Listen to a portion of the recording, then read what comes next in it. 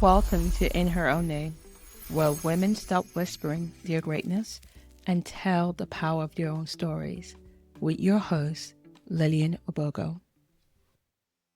Good evening, good afternoon, good morning, wherever in the world you are, and welcome to another episode of In Her Own Name. This show is where women speak from lived experience and lead without shrinking. Tonight, I have an amazing woman on the show tonight. Her name is Creanna Dodson. She's a mother, a barrister, a business owner, and the founder of Soaring Heights Care. Now, Creanna is building a broad criminal and family law practice while leading an organization that supports looked after children in the UK here. Before coming to the bar, she spent nearly 2 decades in probation and social care. She's also been a former flight attendant. So I've learned some stuff in the pre-show that I wish I didn't. She has Thank seen you. she has seen justice from multiple angles in homes, in communities, and now in the courtroom. And tonight we're going to explore protection, responsibility, and authority and what it means to hold power with purpose. Creanna, thank you so much for being on the show. Well, what an introduction. Wow. Thank you so much. You were welcome. You're welcome. Listen, I looked at your story and I look at how you define yourself. You introduce yourself as mother, barrister, business owner. Mm. Now, when you introduce yourself now, do you lead with mother, barrister, or business owner? And why would and why? Why do you lead with what you lead with? I think it depends on the setting that I'm in. And actually, that's a really good question because obviously, if I'm at court, then I'm a legal professional. If Yes. I'm in a meeting where I'm dealing with vulnerable young people, I can relate that to my experience of being a business owner. But fundamentally, I think the one thing that, a lot of women can have in common at times or various points in their lives is that they've experienced motherhood. So I suppose that would I'd lean on that one more to say, oh, I'm a mum too, because that's the icebreaker, isn't it? That's the sort of the more common area. There's the commonality shared in that area. But I suppose it depends on the setting that I'm in, who I'm around, and when it's necessary to sort of share that information. But yeah, good question. I like that. I like that. And I love the fact that it's situational. Everything we encounter as women sometimes puts us in situational Yeah, responses. yeah, Now, you came to the bar after nearly 2 decades inside probation and social care. What yeah. shifted in you that made you say, now is the time? Oh, I can start off by saying I never envisaged that I would be a barrister. It was never something that I aspired to early on in my career. I do sometimes attribute it to just chance, really. I was a career transfer. I transferred later on to the bar. I think it was the previous, not only lived experiences, but also my work experiences that sort of shifted that decision to say, do you know what? I'm nearing 40 now. I'm getting itchy feet. There needs to be a change. What direction do I go? And interestingly, in deciding that I wanted to become a barrister, I suppose it was sort of experiences of having an introduction to the law. So I had a relative who had just been detained and was going through the sort of immigration or asylum application. And I got put in touch with a fantastic lawyer and a high commissioner for one of the Caribbean islands. And we started to work tirelessly to ensure that my cousin got that support and assistance. That worked out fantastically. But put that to one side. Then I was doing the work as well within Soaring Heights Care, where I was dealing day to day with young children who had social workers, who Right. often had lawyers involved. Predominantly, the area or the group of children that I dealt with were unaccompanied asylum-seeking children. So they were not only looked after, but they were also going through the legal process to determine their eligibility or their right to remain in the country. Wow. So I think it was just a number of different factors. And then obviously the core bread and butter of my social work experience, my probation experience, my youth justice experience, and the law underpinning everything. And then I suppose it was just one day like that little light bulb aha moment. And I thought, I can do this. But it is weird because I have a daughter now and she's very intentional in her decisions. She's a final year law student. She's Nice. very much got a whole sort of career path identified. She knows what she's doing. She's moving with intention. And my role or the way I stumbled into law was very different from hers. And I see it as being more organic to a degree. Right. Sometimes that journey can set you up so beautifully because now Yeah, you're not just a barrister, you're also somebody who understands the system from that yeah. lived experience, and that would also help your clients feel more comfortable with you. Yeah, definitely. And funnily enough, one of the sort of comments that I do get from other advocates at court is that my client care skills are second to none. Now, I don't realize it because to me, I'm just doing my job. Do you Right. understand? And over the last couple of weeks, I've had two advocates come up to me at court and just say, not trying to like eavesdrop, but I've just heard the way you've dealt with that client and I've never seen that. And even yesterday, I was in youth court, and when you're in youth court, you need to really tone things down and you or sort of lose some of the legal terms that you're using because you're dealing with children at the end of the day. And so the language needs to be modified. And my opponent, after our hearing had finished, came up to me and just said, a wonderful piece of mitigation. And it's those sort of moments that you realize, actually, I do know this thing. I know how to interact with people. I'm able to read those cues. I understand when I need to say nothing. I understand when I need to interject and say something. I can see when someone's demeanor is changing as well. So I think it's all of sort of those experiences that I've encompassed over the years that actually really help me to deal with some of the challenges that are faced when people are going through the criminal justice system or they're embroiled in family law. Wow. And I cannot even begin to imagine just how grateful your clients will be and how, especially like you said, during the youth court, the term legalese is there for a reason. Yeah, It's confusing to most of us on a day-to-day basis. And now you then compound that with being a child yes, in the system, and then being able to have someone break it down to them in a way that they can understand is actually yeah. quite powerful. It takes some confidence and some skill. There has to Mm, be essentially an aspect of repeating that process over and yes. over until you understand how to address and engage with young people. And again, yesterday wasn't my remit at all to sort of tell this child that actually you needed to change your presentation slightly just because, the vibe it could give to the judge. But I think that the child appreciated that. And the parents certainly did. I think they were quite happy that I was there just to maybe say something. And that's what it is Mm, sometimes. It's a fresh face, just saying something that someone's not going to take that much offense to, and yeah, just giving those life lessons and giving those sort of helpful hints. So, yeah, it can be quite useful. I love that. Now, what gap did you see that led you to build Soaring Heights Care? So I was a frontline social worker for a number of years. And as you know, in social work, you're dealing with child protection. I was dealing with child protection. And I had various children and families that I was sort of working with. But as I said, I noticed that a lot of the children who I was essentially allocated to ensure that they were safe, were unaccompanied asylum seeking children. Right. I noticed that there was a gap in terms of the care that they were receiving and the impact of the care that they were receiving.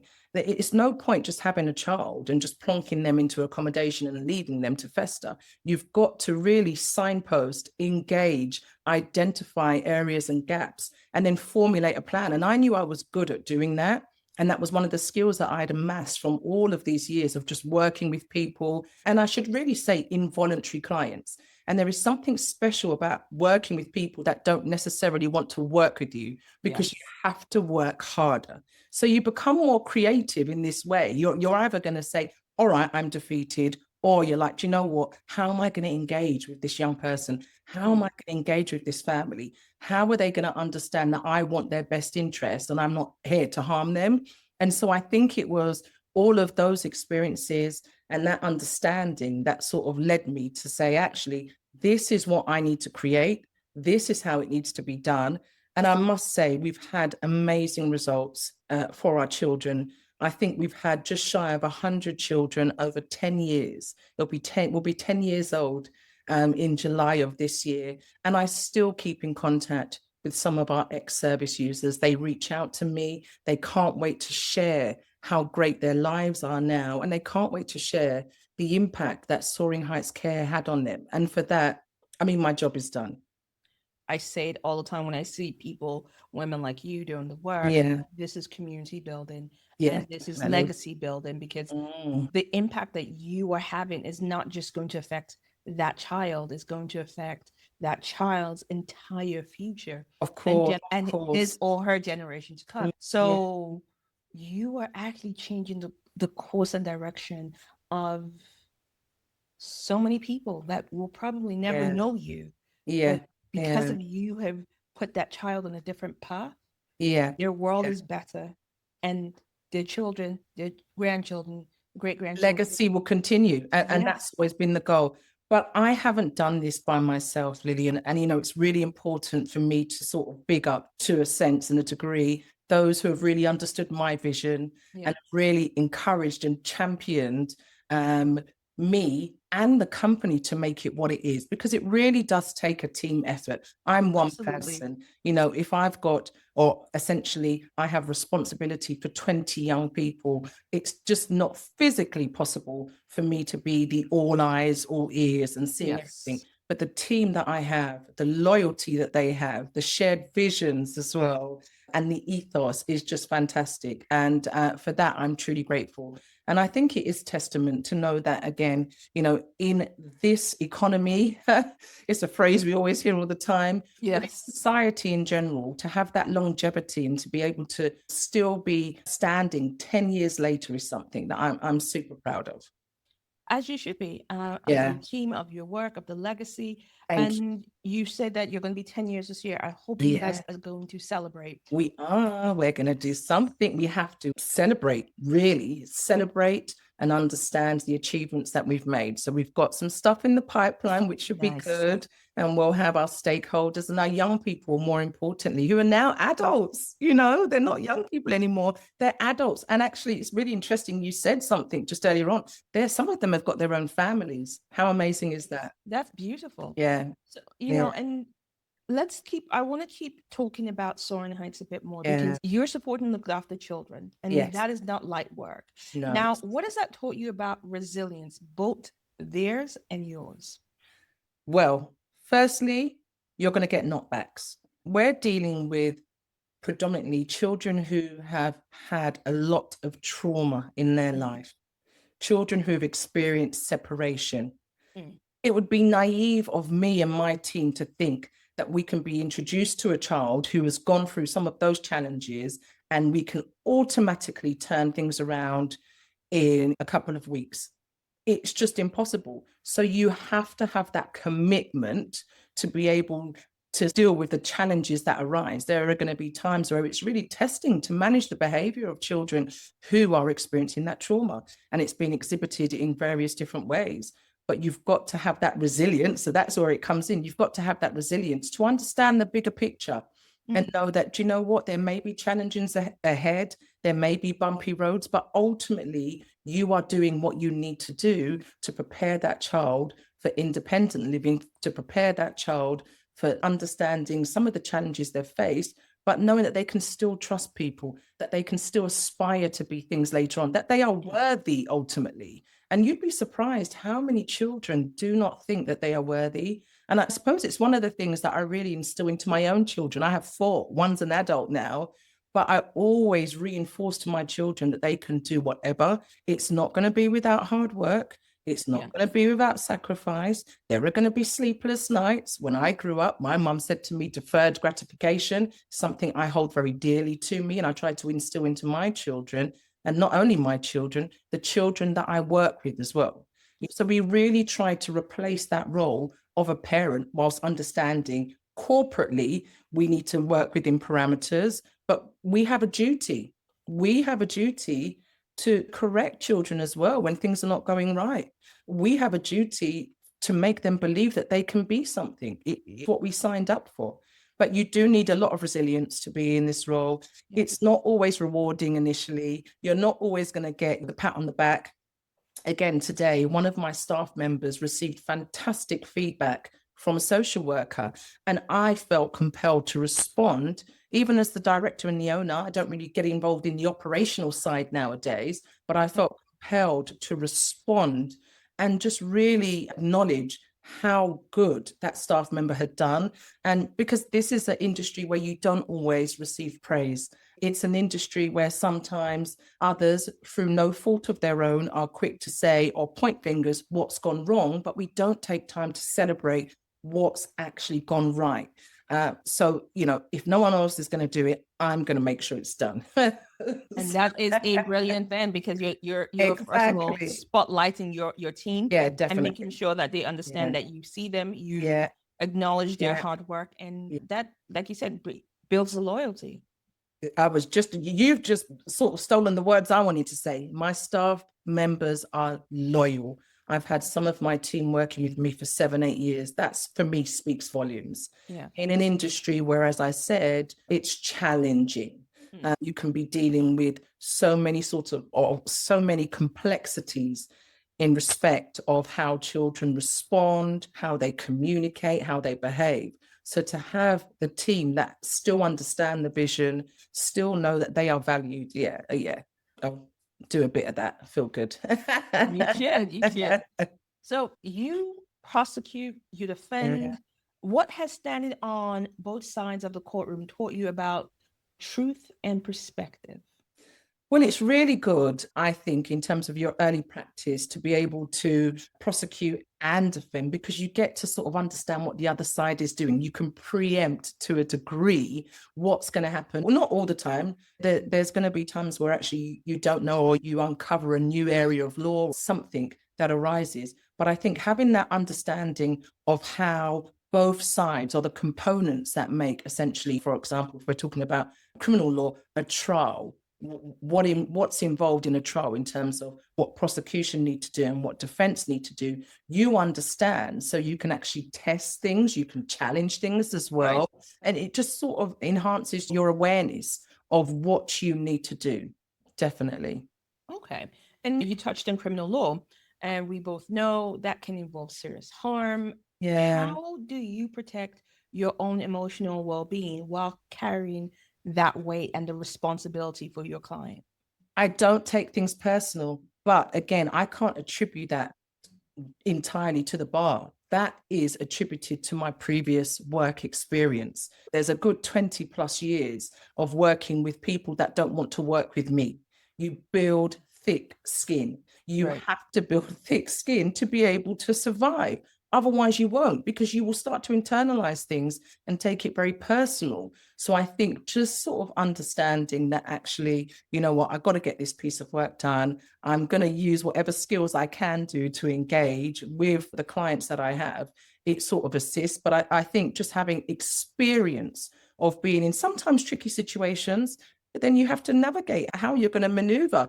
If Right. someone's really irate, or rightly, they're really angered because they feel their voice hasn't been heard, what do you do? Do you shout over them, or do you give them the space to vent? Do you listen?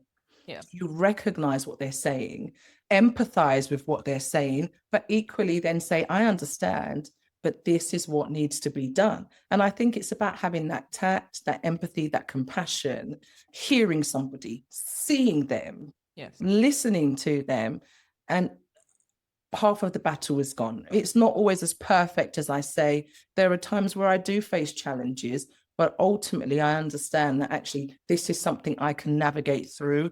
And if I Mm-hmm. feel really challenged, I've got a whole host of wonderful colleagues, especially within my chambers and actually at the bar, who I can just go to and seek advice as well. I can share some challenges or some frustrations. So essentially it's a village. And you learn to just sort of build on that village and tap into it, because I can't know everything. I'm a human. And I Yeah. think I recognize that as well. And I think that's what I'm very realistic. I know that there are times where I'm not going to get everything correct, but I've got Right. to give it my damn best shot. And that's what I'm here to do.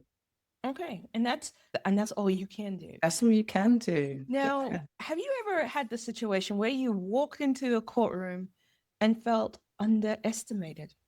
And if you have, how did Yeah, you respond? I don't think that happens to me. And it's something that I always talk about, because I think the first thing that people see when they see me, well, they see somebody who's mature.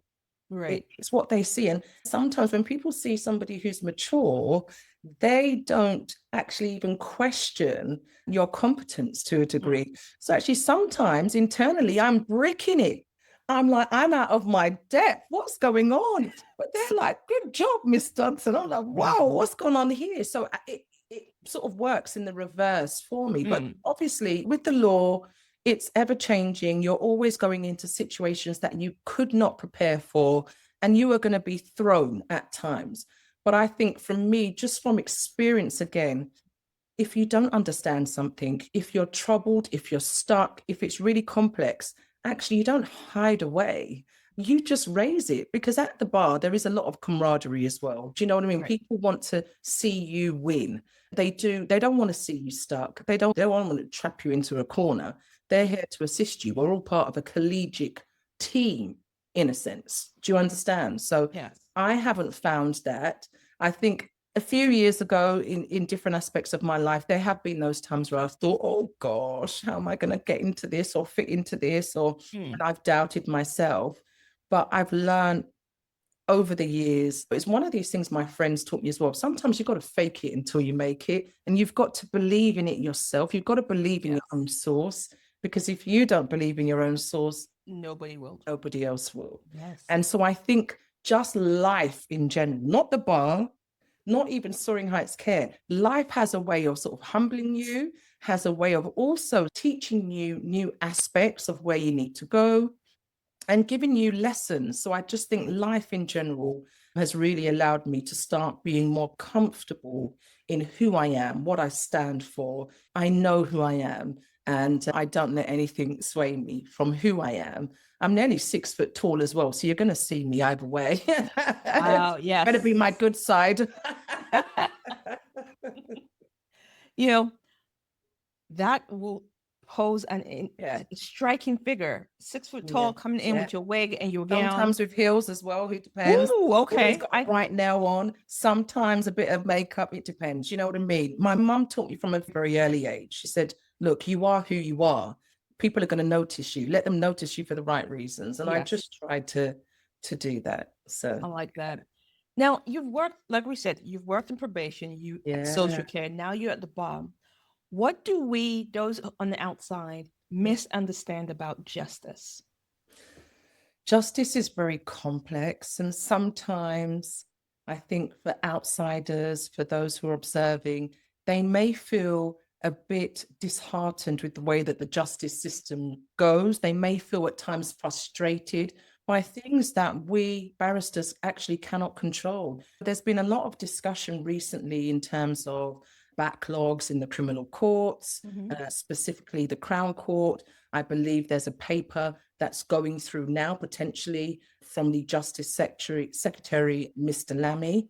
And there are various changes that may arise as a result of that. But I think for the people that are most affected, they sometimes think things are moving too slow.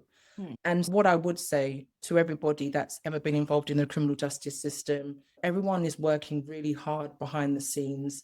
There's a lot of unpaid hours that go into being a barrister in particular. I work every single day. I work definitely on Sundays all day. It's a Wow. norm in this profession. So there's a lot of behind the scenes work that I think people don't understand that occurs, because I can't just rock up to court on Monday and not prepare for my trial. I need to know exactly what I'm doing in terms of my evidence, any issues that are arising in terms of things that could hinder the trial being fair.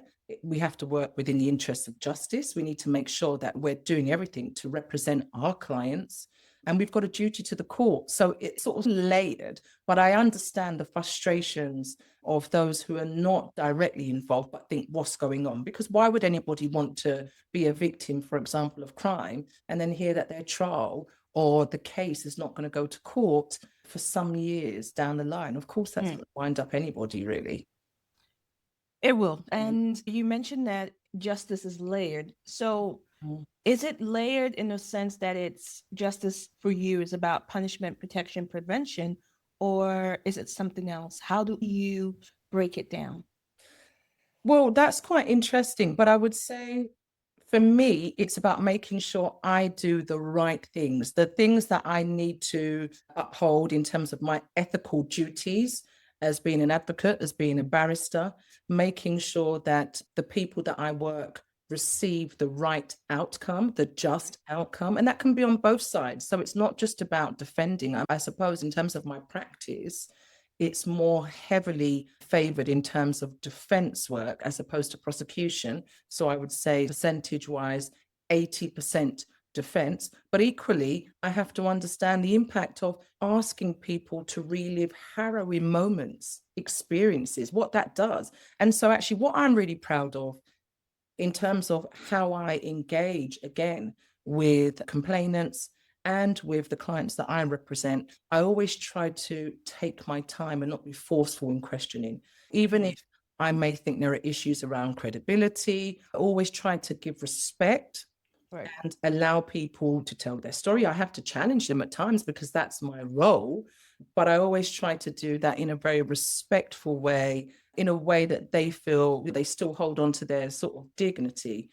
But yeah, the justice for me is not just about punishing those or, you know, the criminal justice system is there to punish, protect, and do all of those things. I need to make sure that I do the right things for my client and I follow the duties that I have to the court and follow the sort of ethical guidelines and remits I have as a barrister. And then I'm quite content with doing that and knowing as long as I've done the right things, I've made a good judgment call, I have left no stone unturned, I'm happy with doing that part in a wider, in a much wider sort of system and process. Thank you for sharing that, because Yeah. I know that we sometimes have this very interesting view when it comes to the Yeah. criminal justice system. And so it's good Mm. to hear and have and see more one representation and see more women like Yeah. yourself saying, Yeah. we are working hard at this We system. are. It's not We are, perfect, but we're definitely. working hard. We're all working hard. There's a commitment, Yes. 100%. Yeah. And so on the show, we always talk about in her own name and those moments that made us stand up and say, I will speak in my own name. So, has there been a moment for you in your journey where you stopped shrinking and fully stepped into your authority? Do you know, I have had a lot of people over the years sort of bigging me up and saying, oh my gosh, Cree, you're doing an amazing job. And to me, I was just like, oh, well, it's what I've got to do. It's what I've got to do. And it was only recently that I really stopped and took stock of the achievements that I've made. And I'm not saying that to brag. I'm not saying that in a boastful way, but actually sometimes we've got to champion ourselves because actually, as you see, in terms of representation, it's not always there.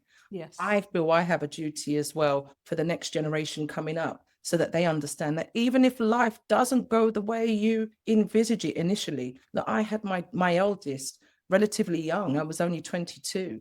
I was disillusioned at the time. I was a child. I did Yes. not know what I wanted to do with my life, but I knew I had to make it. And then we fast forward 22 years later, and I'm here. So I think it's one of those things that it's about owning and recognizing the sort of achievements and the various milestones that have occurred. And now I'm in that space where I'm really like, actually, I need to speak. People need to hear this. It's important for them to hear this because Yes. we all go through trials and tribulations. We all have regrets about decisions we've made or those that we haven't made. We all have wishes about going into things that we could have done differently in the past, but it's not about that. It's always about living in the present and actually looking forward to the future. So I think for now, my biggest thing is actually just about, you know what, sometimes you've got to own where you are and the Absolutely. achievements that you've made. Also recognizing the mistakes, because if you don't make mistakes, how are you going to learn? And I always like to think I'm learning. I'm never going to stop learning. I'm sure I learn something new every day. I know that's a saying, you learn something new every day. I'm pretty sure I learn something new every day. So I I'm mean, not you would grateful. have to, Yeah. because you Yeah. have to learn case law that changes Yeah. from Yeah. case to Yeah. case. So, Yeah, yes. yeah. But even putting the work aspect to aside, just as an individual, as a mother, as a parent, I'm still learning. Mm. I've got 4 children. I'm still learning. there's a new situation that arises every day, if not every week, where actually I'm faced with something that I wasn't faced with before. How do I Yeah. navigate that? I'm not the same person that I was when I had my first child 22 years ago. I have learned a lot more patience.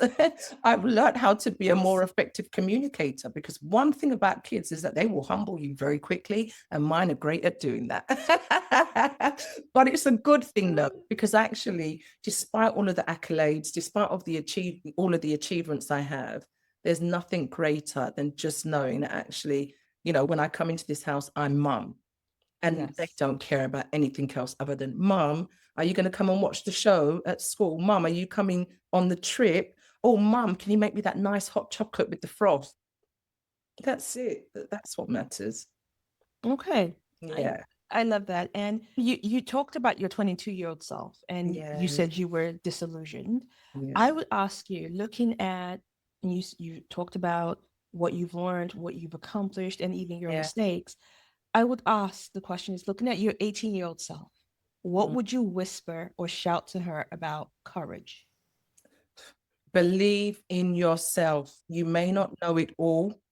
And I think the problem that I had as a teenager and early adult is that I wanted it all mapped out. And I didn't understand that in life, you have to trust the process. You have to go through the heartbreak. You have to go through the loss. You have to go through the separation. It's all part of the character building. But believe in yourself. Do not dim your light down for nobody, and Mm, have that confidence. And I look at the younger generation, and I'm referring really to my eldest, the confidence she has, and I have to attribute it to me and my husband. It must be us.